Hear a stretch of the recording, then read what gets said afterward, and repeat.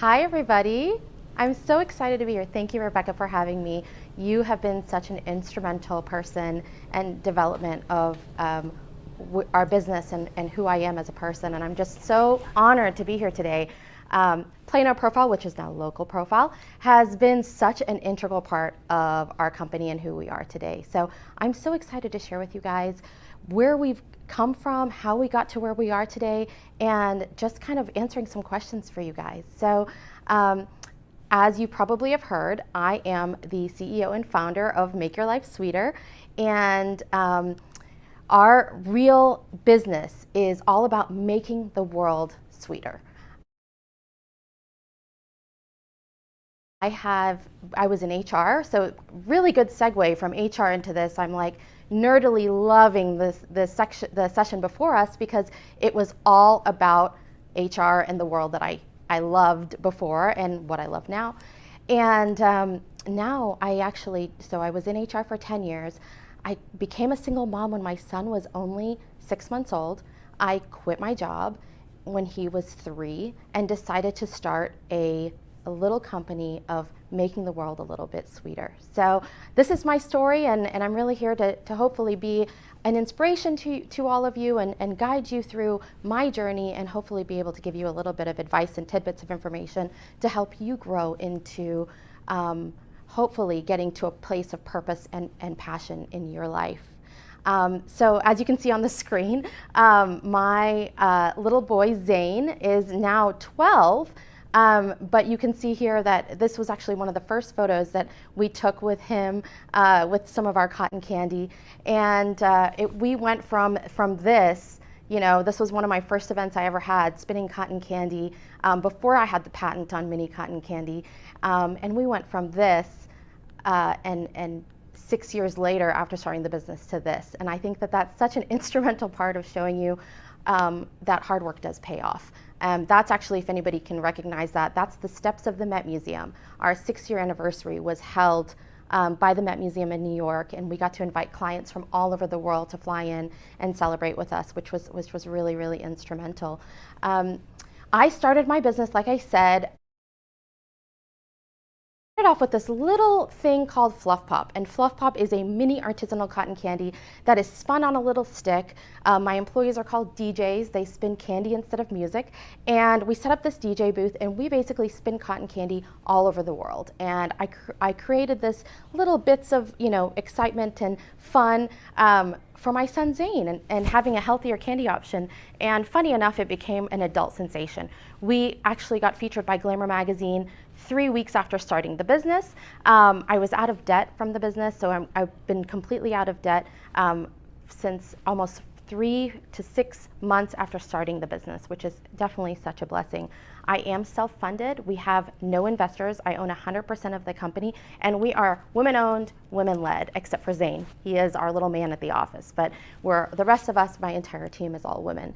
And so kind of just showing you through a little bit of our experiences, we were hired basically to do different types of cotton candy experiences all over the world, and going from glowing cotton candy to little cotton candy pastas hors d'oeuvres, and just like maybe a 5-course dinner, and we're the dessert element at the end. My cotton candy, when I invented it, was organic, and it still is, vegan, gluten-free, there's no chemicals or dyes, and the cool thing was that it was only 5 calories per Fluff Pop. And that actually got us into Neiman Marcus very quickly. So we were doing events for Neiman's. Neiman's became my biggest client, all 42 stores all over the country, traveling all over the country for Neiman's. That really helped grow our business. So a year later, one of my clients actually said, "Hey, Yasmin, I have this idea. I want to do popcorn at my party.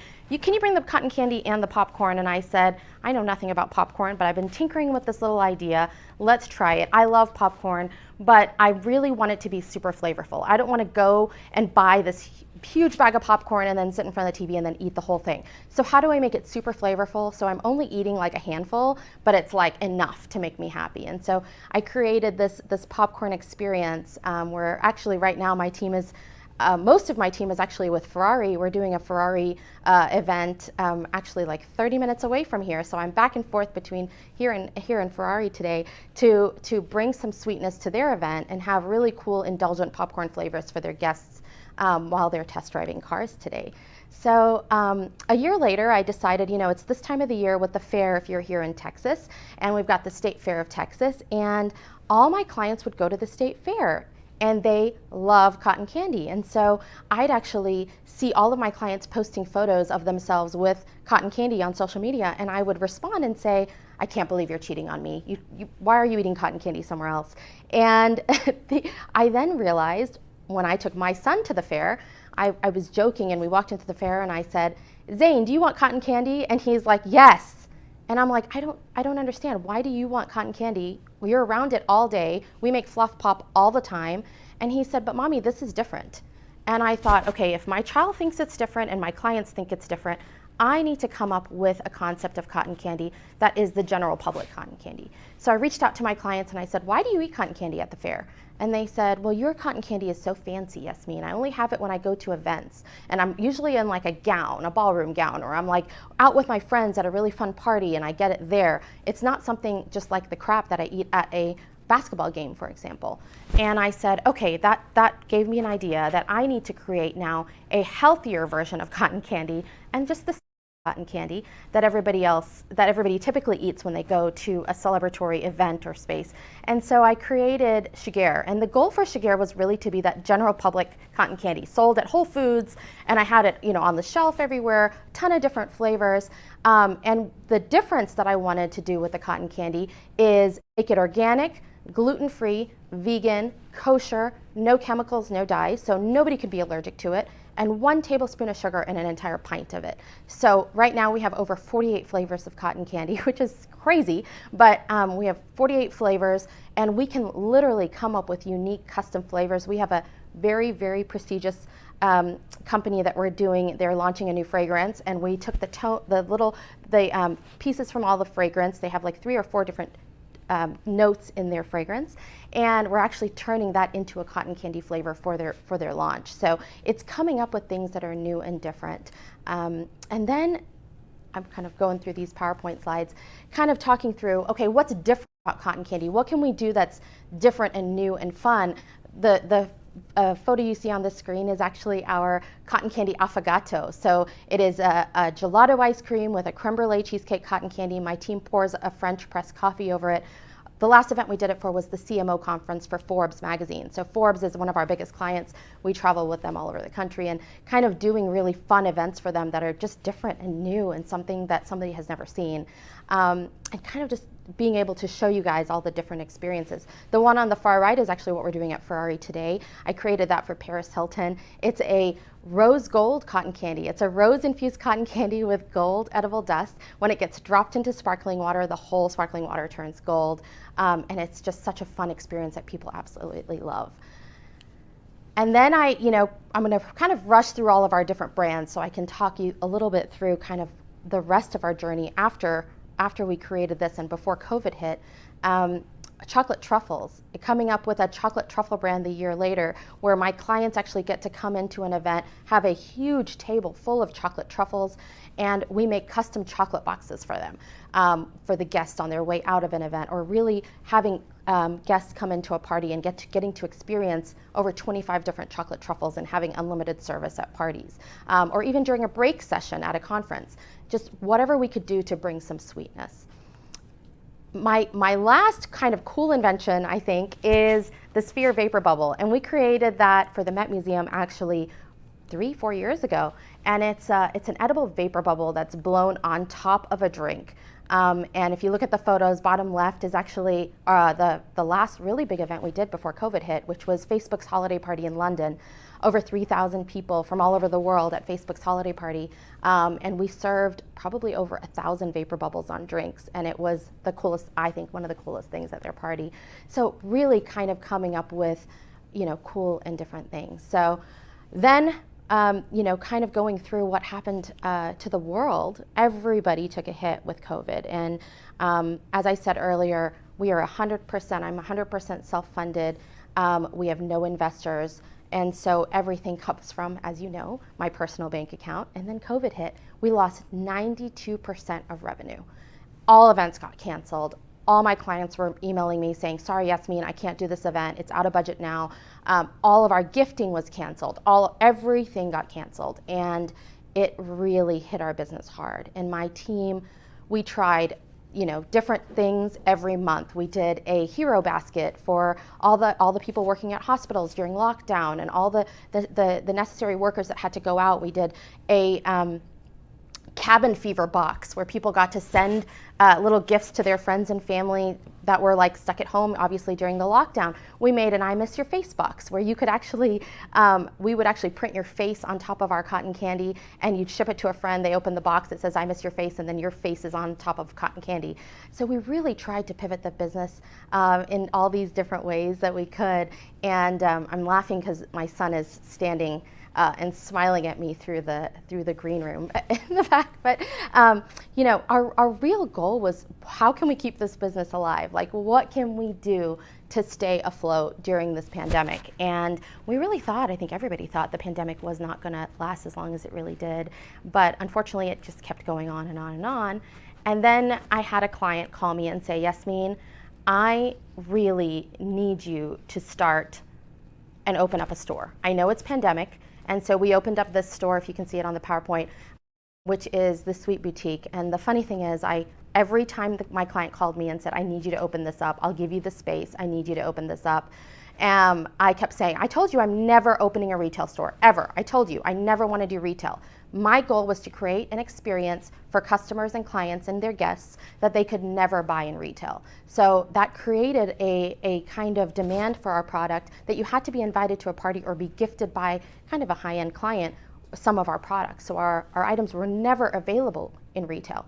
And I decided to come up with this, like you see on the screen, our Make Your Life Sweeter pop-up shop. And you can see kind of in the photo, this flower experience that's on the front right when you walk in the store.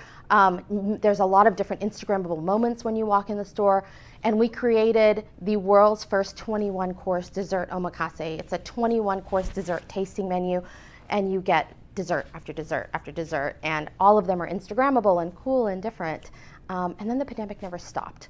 So, that was probably one of our biggest challenges, was kind of getting through the pandemic. And to this day, we're actually still here at the Galleria Dallas and partnering with them to give different experiences to the public on kind of what we loved doing. We're working right now on a curated Halloween menu, which is 13 courses of Halloween sweetness. And you can book that directly on our website, and people come in dressed up, and we have 13 curated courses that's socially distanced for you and your family to come and enjoy. So always just trying to pivot the business to the best of our abilities. And kind of curating memorable experiences, what we're known for. So we've gotten to do some amazing experiences. We did the 100-year anniversary of Forbes magazine, got to do cotton candy for Oprah. That's Allie Webb, the founder of Dry Bar. We would travel with her all over the country and do experiences for her. Everybody knows Neil Patrick Harris and Dak Prescott, but getting to do really fun events with some really cool clients. And you can also see here some of the curated events that we've done. And it's hard to look at those pictures because I miss it so much, and I'm sure a lot of you miss pre-pandemic days, and I don't think I cherished it as much as I should have. I kept thinking that there was always going to be the next thing that we could do, and the pandemic really set us back. And we're so incredibly grateful for the companies and people that supported us during the pandemic. And I always tell people, especially my client, I just saw my client at Ferrari. The only event we ever had during the pandemic was for Ferrari and one other car company, and the two of them took care of us during the pandemic, and I will forever be grateful for them. And then Local Profile literally checking up on me and saying, Yasmin, are you okay? Can we come to your store? What can we do? And those are the people that we will never forget. And I know you guys feel the same way. It's those people that took care of us when times were really tough are people that will always be here to support. So, kind of where I'm coming from is how our business went from, okay, we started off in this corporate world and corporate business, doing corporate events. Then all of our business went away, starting up a store. But I want to show you a little bit of something that we did with a client of ours, which I think is so fun. This aired probably 3 or 4 weeks ago, and shows how if you keep working hard, good things happen. So I'm going to show you this quick little video, and a dream that I never thought I even had of opening up a store turned me into being able to do this commercial. And it's going to play.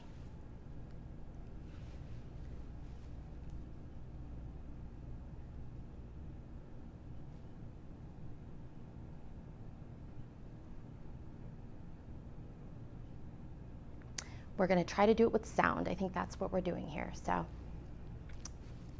stand by, please, everybody.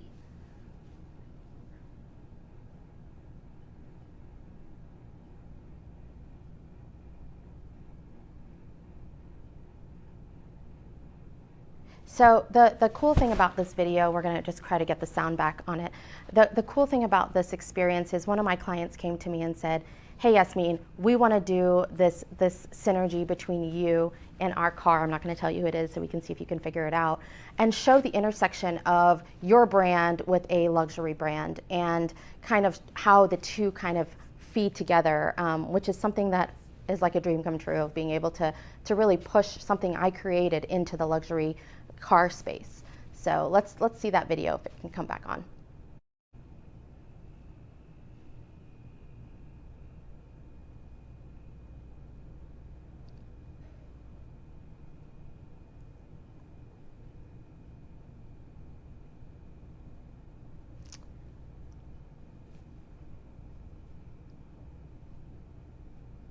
Yeah, so I know the audio is not working right now, but I hope you can at least see the visual. And if you would like to actually see it with the audio, you can go to our Instagram page, and it's just Yasmin Tadia on Instagram. So, but yeah, the fun part about that is seeing how a client came to us and said, hey, Yasmin, we have this idea. We love that you've pivoted your business.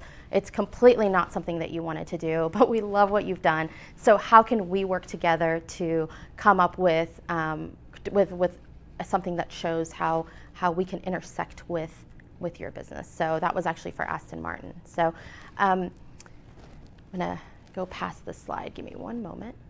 And then I like to talk through like how did we get here? I think that a lot of people come to me and like, okay, Yasmin, did you pay for a ton of advertising, or how did you get the clients you have, and where did you come? You know, what's your background? Are you a chemist that came up with all these ideas? And I always say the same thing: necessity is the mother of invention. When you're in a situation where you really, really want to do something, or it's in your heart and it's in your gut, and you know you're about to, you know you have something. There's something there, and you have the support of your family and friends. You can do it. So I put everything I had into this idea. I quit my life in HR and decided that I'm going to invest 3 months of my life and my money into this idea. And when I came up with the idea, I said, look, I'm going to do 100% of everything for 3 months. If it doesn't work, I'll go back to corporate. It's totally fine. I'll go back to corporate, live that corporate lifestyle again, and be completely fine. But for 3 months, I'm putting this amount of money away, and I'm going to see what happens. And I think it was meant to be. I really worked really, really hard to get here, and now I have an amazing team that kind of helps us grow the business going forward. But you know, when I first started, we were taking cotton candy machines and, you know, like trucking along a big cart with this big cotton candy machine and spinning live in different places all over the country and trying our best to just make it work. But the most important thing is to know your market. So I researched and researched and researched everything about cotton candy. And when I started 8 years ago, you're probably saying now, oh, I see flavored cotton candy everywhere. And yeah, you probably do. When I started, there was no flavored cotton candy at all. So I knew that it was a market that was not saturated. I knew that it was something completely that a lot of people haven't really experienced. And so it was really about creating something that I knew I had the ability to hit the market very quickly. So funny enough, I actually used to do every single day I used to go onto Instagram and I used to go onto Pinterest and pull up the cotton candy hashtag. I would say, okay, I've got to see what in the world, everywhere in the world, what was trending with cotton candy. And I knew every single day. Now all of a sudden cotton candy has exploded in the last few years, so you really can't see all the different things. But that's something that I did every single day, trying to figure out that market and knowing my market really well. Number 2 was really building meaningful relationships on a trust with clients, with anybody that I would meet. So when I traveled, my team always dressed up, no matter what, even if our flight's 5 a.m., we all dress professional, we get on a plane, and we make relationships. We meet people, get to know people, and you never know who anybody is. And that's something I learned from my dad when I was really, really young, is my dad actually, to have a little bit of context of where I came from, I was born in South Africa. My dad was a doctor in South Africa. We left during the apartheid to move to the US. If you know anything about South African history, my dad was unable to study actually to become a doctor in South Africa because of the color of our skin. And so he went to India. You may look at me and say, oh, but you're Indian, Yasmin. Yes, but we're like 5 generations in South Africa, so we don't have a lot of Indian culture per se in us. And so my dad went back to India and actually studied in Calcutta. And he became a physician in Calcutta, then moved back to South Africa and practiced for a long time. And he really wanted a better future for my brother and I. My brother is actually a neurologist, and I am in this cotton candy world.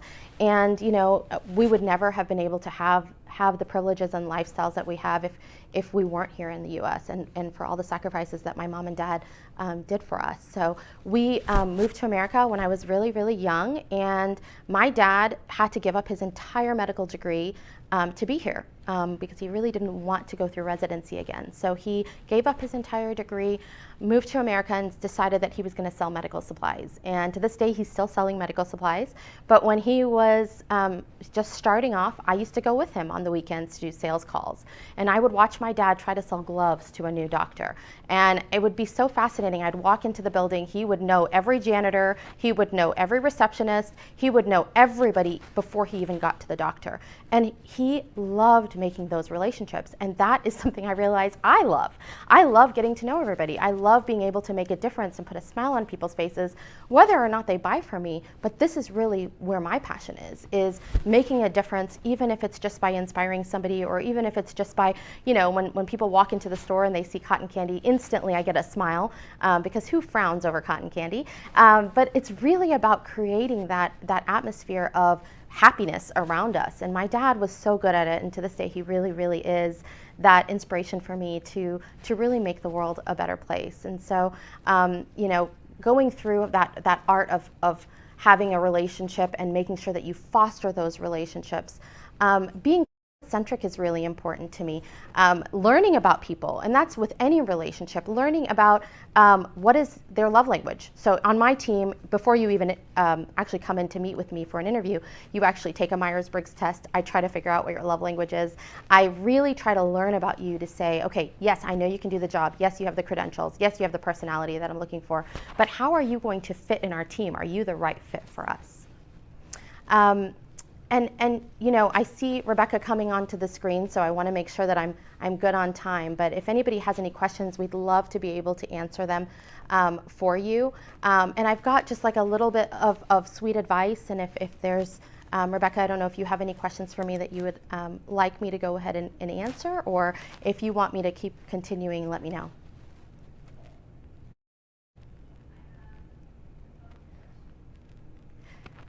I'm going to keep going just in case. So I've got a little bit of sweet advice for everybody. Number one, somebody actually messaged me last night. She had seen me speak probably 3-4 years ago, and she sent me a message that said, Yasmin, you mentioned something about mentorship. And I think I spoke for the Dallas Chamber probably 4 years ago, and she said she never forgets what I said about mentors. And the reason I am where I am today is mainly because of the mentors in my life. And I look at mentorship very differently than other people. I don't feel like you can have 3 people that fill all the needs that you need to be able to grow and develop. And remember, emotional intelligence is only grown through life experience, which comes with age usually, or having really, really great mentors that can guide you and give you that positive feedback. So for me personally, it was really about how do I segment people into different categories that I need? So I actually do this with my team. I do this, we have a little youth leadership team through our company as well that young girls can come through and apply over the summer and then work at our store and learn all these different things. And this is something that we work on with them. But it's the power of influence in your life. You become like the people you spend the most amount of time with. So specifically for me, it's what areas am I looking to grow in? And I have 10 different areas that I really want to grow myself personally and professionally, and I write those down, whether it's financial, it's health, it's fitness, it's being a good mom, it's being a great friend, it's being a good daughter, whatever those things are. And I look through that list and I say, okay, who do I know that I look up to in all of these categories? And I think that's super important. And you realize when you have somebody who fills a variety of different categories, you need to make more time spending with them. So when that friend of yours that's now on your list multiple times says, oh my God, Yasmin, I really want to take you to lunch. Can we go to lunch? We haven't seen each other. In the back of your head, you're like, I need to do a better job of making time to have lunch with this person because they really help me and hopefully I can help them. And it's about having different people in your life that are filling those categories. If your best friend, for example, does not fit in any of those categories, you may want to reconsider how much time you're spending with them. And that's as you get older and you grow into who you are, that for me has really helped me. And I have mentors in every aspect of my life. I have 5 women that are just my single mom mentors. I have 4 women that are just my business owner mentors, like tell me, help me through this. And it's really about, I have 2 people in my life that it's just energy. Something that I really, really love is having positive energy. And they have so much positive energy. I want to learn to be more like them. I want to look at life super positive all the time. So how do you bring that energy and that inspiration into your life? Life is not a dress rehearsal, and like I said earlier, we dress up everywhere we go. My team is always on point, and I want to make sure that is like you don't get a second impression. People look at you the first time, and unfortunately or fortunately, they make that first impression on you. And how can you do a better job of making sure that you're really putting your best foot forward always? Do for others without expecting anything in return. I think that's super, super important, and something for me that is something I've always worked on is just be a good person. People always say, how did you get your business to where you are today? I just try my best to just be nice to people and try to create relationships with people and teach my son that those relationships really do mean something, because you're getting something from it, they're getting something from it, even if it's just that personal connection. And people buy from who they like. That's a huge part of it. I like to work with certain clients and certain vendors, and I will keep hiring them because I just like them. They're easy to work with, they make my life easier, but subsequently I actually know that my clients buy from us a lot of the time because we're friends and we like each other and we grow together. So that for me is really, really important. Sticking by your values is really an integral part in my business. We have certain values and my team is very aware of those values, and we stick by them no matter what. And so when you start your business, and even as you grow, your values may change, you may grow into certain values.